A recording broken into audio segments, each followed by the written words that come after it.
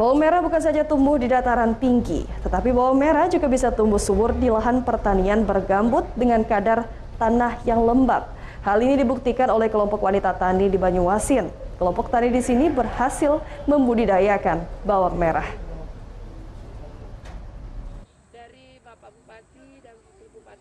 Bawang merah atau Allium ascalonicum merupakan tanaman semusim yang banyak dibutuhkan dalam kehidupan sehari-hari. Selama ini kebutuhan bawang merah lebih banyak didatangkan dari Pulau Jawa. Petani di Banyuasin belum membudidayakannya karena masih terganjal mitos bila bawang hanya tumbuh di dataran tinggi.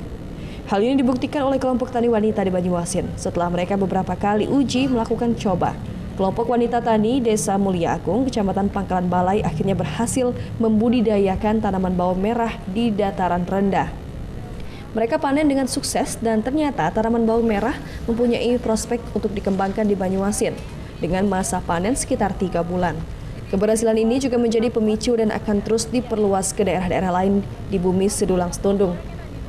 Bawang merah hasil kelompok tani wanita ini dijual dengan harga Rp35.000 per kilogram. Tanaman bawang merah ini juga dapat dijadikan tanaman alternatif atau tanaman umbi yang dapat ditumpang sari dengan tanaman cabai atau tanaman lainnya. Kita persilahkan KWT-KWT ini untuk berkembang sendiri, berinovasi untuk menanam tanaman yang punya nilai jual tinggi. Jadi ada selain cabai yang punya nilai tinggi itu, juga ada bawang.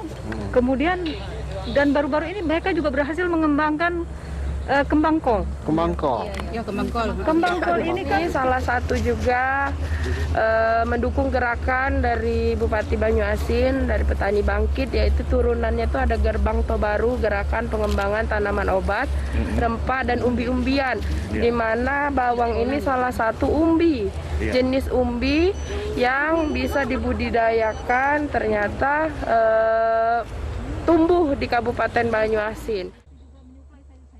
Dari Banyuasin, Ahmad Saiful, iNews melaporkan.